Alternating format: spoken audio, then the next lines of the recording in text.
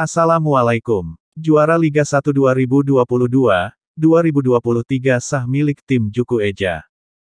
Sebelum kita lanjut, mohon ringankan jari Anda, menekan tombol subscribe channel ini. Terima kasih. Juara Liga 1 2022-2023 sah milik tim Juku Eja. Namun ada sesuatu yang membuat tim PSM Makassar begitu spesial, yang akan berpesta juara setelah laga melawan Borneo Samarinda.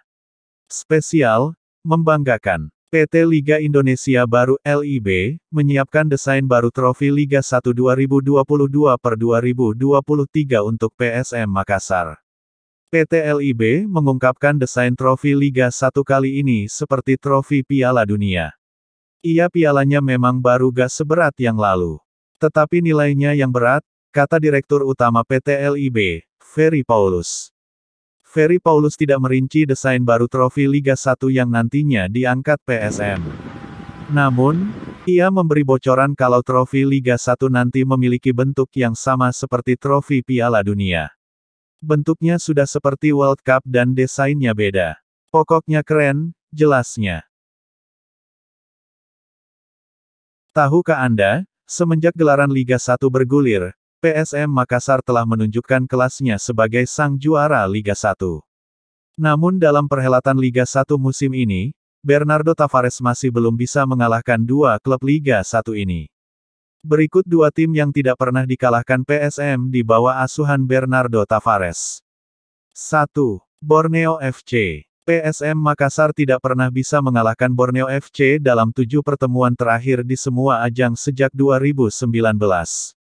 Termasuk musim ini saat PSM keluar sebagai juara Liga 1 bersama Bernardo Tavares.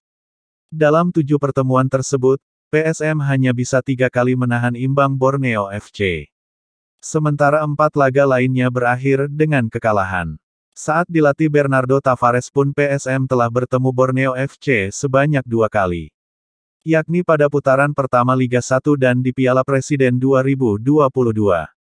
Dari 2 laga tersebut PSM menelan sekali kekalahan dan sekali imbang.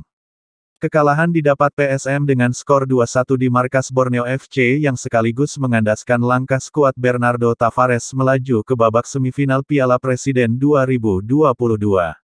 Kemudian hasil imbang 1-1 didapat PSM kala pertandingan Liga 1 digelar dengan format bubble pasca tragedi Kanjuruhan.